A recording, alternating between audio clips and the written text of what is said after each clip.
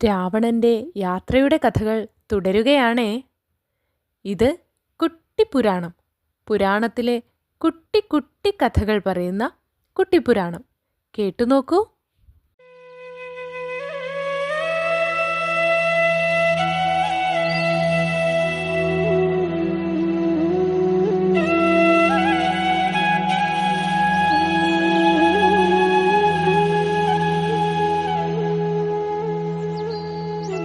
കൈലാസത്തിൽ നിന്നും പുഷ്പകവും എടുത്ത് രാവണൻ യാത്ര തുടർന്നു.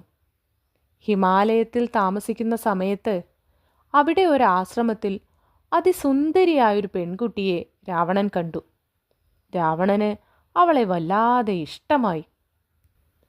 അവളുടെ അടുത്ത് ചെന്ന് രാവണൻ അവളെക്കുറിച്ചുള്ള വിവരങ്ങൾ അന്വേഷിച്ചു.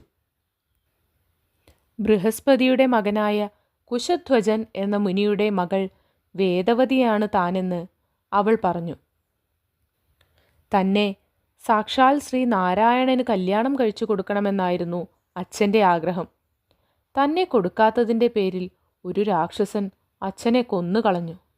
അതുകണ്ട് സങ്കടം സഹിക്കവയ്യാതെ അമ്മയും മരിച്ചുപോയി.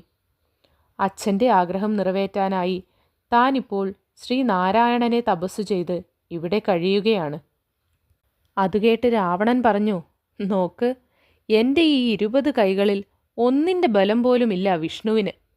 നീ വെറുതെ വിഷ്ണുവിനെ കാത്തിരുന്ന് കാലം കളയണ്ട, എൻ്റെ കൂടെ പോരൂ. നിനക്കതിനുള്ള യോഗ്യതയില്ലെന്ന് വേദവതി പറഞ്ഞു. അതുകേട്ട് ദേഷ്യം വന്ന രാവണൻ വേദവതിയുടെ തലമുടി ചുറ്റിപ്പിടിച്ചു. വേദനയും ദേഷ്യവും കൊണ്ട് വേദവതി പറഞ്ഞു, നിന്നെ കൊന്നാൽ എൻ്റെ തപസ്സിന് നാശം വരും. അതുകൊണ്ട് ഞാൻ ഇപ്പോൾ ഈ ദേഹം ഉപേക്ഷിക്കുന്നു. മറ്റൊരു ജന്മമെടുത്ത് നിന്റെ മരണത്തിനും നിന്റെ കുലത്തിൻ്റെ നാശത്തിനും കാരണമാകും. അങ്ങനെ രാവണനെ ശപിച്ച് വേദവതി അഗ്നിയിൽ ചാടി ദേഹത്യാഗം ചെയ്തു. ആ വേദവതിയാണ് സീതാദേവിയായി പുനർജനിച്ചത്. വേദവതിയുടെ തപസ്സിൻ്റെ ഫലമായി സാക്ഷാൽ ശ്രീനാരായണൻ ശ്രീരാമനായി അവതരിച്ച് അവളെ വിവാഹം ചെയ്തു.